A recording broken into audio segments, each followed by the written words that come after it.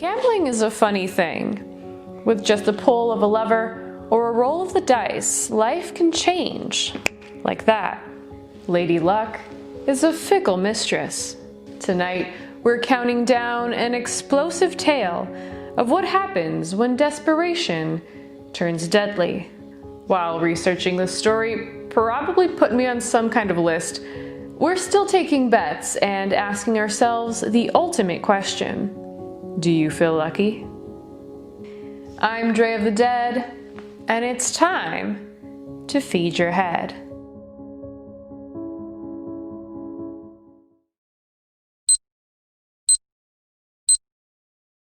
Contrary to what you might expect, Tahoe's casino district is no stranger to bomb threats. The endless flow of alcohol mixed with the regular loss of funds creates its fair share of extortion attempts. But generally, these end with a fake bomb or no bomb at all.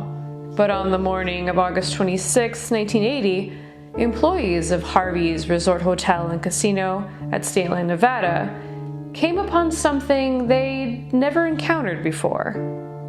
A 1,200-pound desk-sized metal box and a note that stated, "Stern warning to the management and bomb squad." The letter detailed the complexity of the machine, as they called it. It featured 37 switches and at least 8 triggering mechanisms, which prevented it from being moved or dismantled.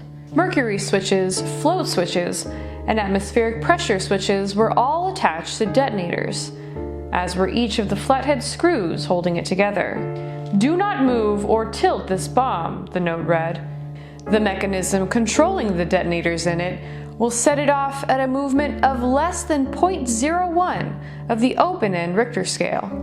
It stated that the bomb could not be disarmed, not even by the person who built it.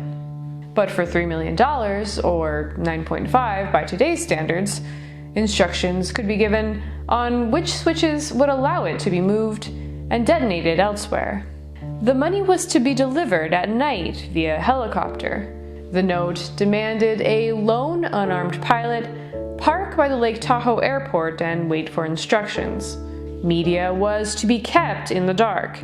Failure to comply would result in the loss of numerous lives. It was just before Labor Day, and the hotel was filled with 600 guests. The flight was attempted, but in place of the cash was an FBI agent hidden behind the pilot's seat. But due to some very vague directions, the pilot could not find the bomber's signal light and circled miles away from the drop site. The drop was a bust. The next day was critical. With no incentive for the bomber to play it safe, FBI agents knew that the bomb could be detonated at any time and had to move quickly.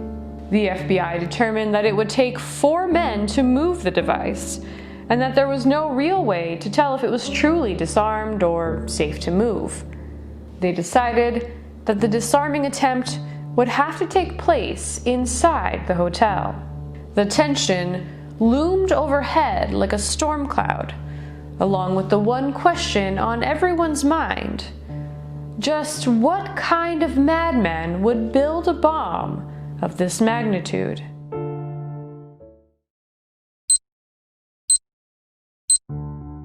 John Burgess Sr. was a Hungarian pilot for the German Luftwaffe in World War II, until he was captured and sentenced to 25 years of hard labor in a Soviet gulag. 8 years in, he was released as a result of mass repatriation and returned to Hungary. From there, he immigrated to Clovis, California, and built a successful landscaping company which eventually made him a millionaire. According to a 2010 memoir with his son John Jr., Burgess was a violent man who regularly beat his wife within inches of her life, abused his sons, and used them for free labor. In 1973, he divorced his wife, and she moved into a trailer behind the house so she could keep an eye on the kids. Though she eventually started dating again, the fighting continued, and in July of 1975, her body was found in a field behind the house. Valium and whiskey were found in her system, and her death was ruled a suicide. This never quite sat right with her two sons, as she only drank vodka and the bottle was never found. In the wake of his ex-wife's death, something changed in Burgess. He cut her out of family photos and even dumped her ashes out on the lawn in front of their kids. He started dressing well, picking up women, neglecting his business, and descended into a gambling addiction which resulted in bankruptcy. When the restaurant that he'd bought his ex-wife mysteriously burned down, he took the $300,000 insurance payment, rented a studio near Harvey's, and gambled it all away. The debt collectors soon came for him, and he lost all of the complimentary perks that the casino extended to high rollers. At 58, he was broke, humiliated, twice divorced with declining health, and had nothing left to lose. The now former millionaire decided that he would extort money from the resort.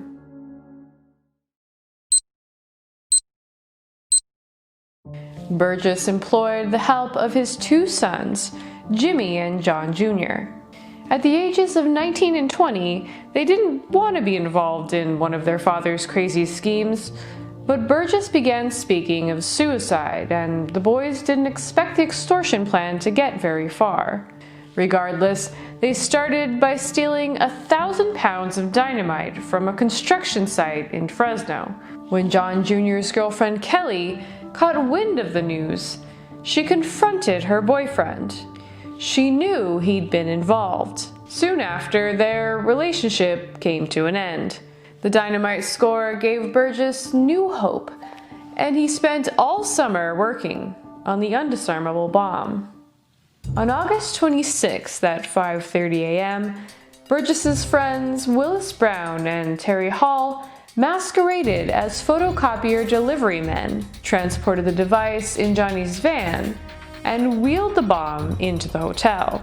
Draped under a cloth with a crudely rendered IBM logo on the side, they left it in the second-floor executive offices, along with the ransom note that Burgess's girlfriend had typed up.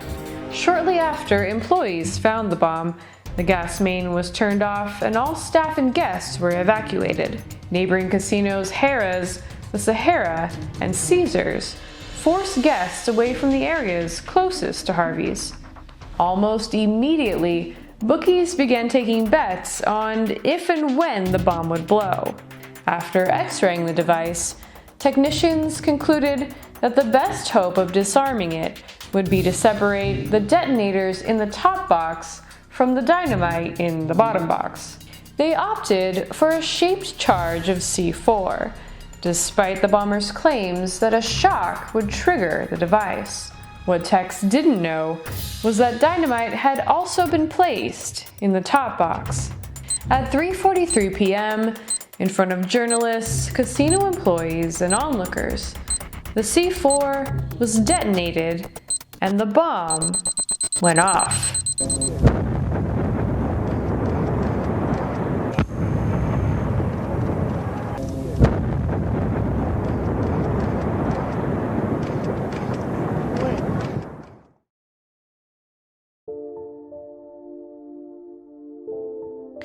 Due to early evacuations, no one was injured, though the same could not be said for the hotel.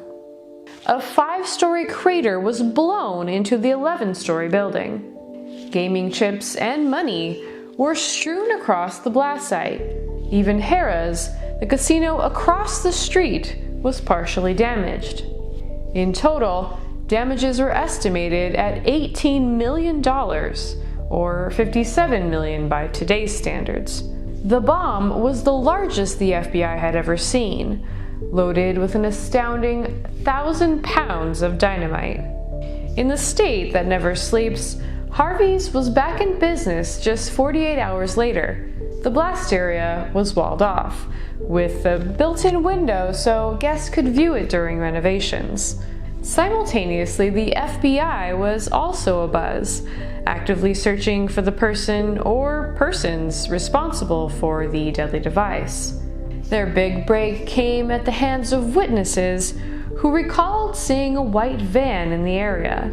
FBI were able to trace the van back to John Jr. In October, Fresno FBI made a visit to Burgess's home, but he informed them that they had the wrong John Burgess. "That's not my vehicle," he told them. "You want my son." The feds visited the home of Johnny. Over the next few months, they questioned him, followed him and Jimmy, and staked out his apartment. Often, they'd call him to fill him in on what they saw him doing. "Hey, up at the lake with that girl, Johnny? Nice." But 4 months later, they'd still only narrowed down their suspect list from 486 to 253.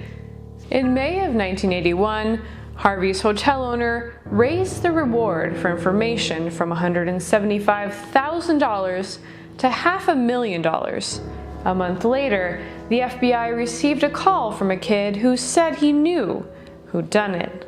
He dated a girl who told him of the plan before it even happened. Her name was Kelly. By June, the FBI knew everything there was to know about Burgess. The gambling debts, the suspicious death of his ex-wife, the Torch restaurant, and his experience with explosives. What they didn't know was that Burgess was planning another bomb drop on Harvey's and had already stolen 12 cases of dynamite. It would be bigger, better, and it would drive itself in with a remote control.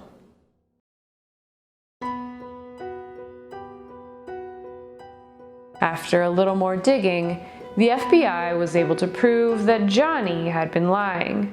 Both brothers were arrested and brought in for interrogation. After hours of stonewalling the agents, Johnny finally cracked. He'd come clean, he said, but he wanted to speak with his little brother first. When Jimmy witnessed his brother being brought in shackles, he turned to the FBI agent. "We are not going to jail for our father." A year and a day after the explosion, Burgess was arrested. With the help of his son's testimonies, he was sentenced to life in prison without parole. Terry, Willis, and Burgess's girlfriend were also arrested and sentenced to 7 years. Johnny and Jimmy were granted immunity and set up in Fresno under witness protection. In 1996, at the age of 74, Burgess died as a result of liver cancer at the Southern Nevada Correctional Center, 16 years and a day after the bombing. According to experts, Burgess's bomb remains the most complex improvised explosive device the FBI has ever come across, and the third biggest domestic bombing in U.S. history. A replica was made for training purposes and is still used to this day. The event not only changed how government agencies respond to bomb threats, but also how casinos operate in the U.S.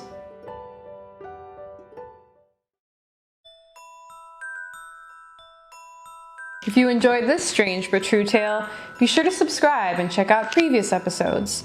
I put out new videos every other Friday. If you're a fan of blooper reels and behind-the-scenes footage, consider joining my Patreon. These are just some of the patrons who make these videos possible. As always, friends, thank you so much for watching. Be well and stay strange.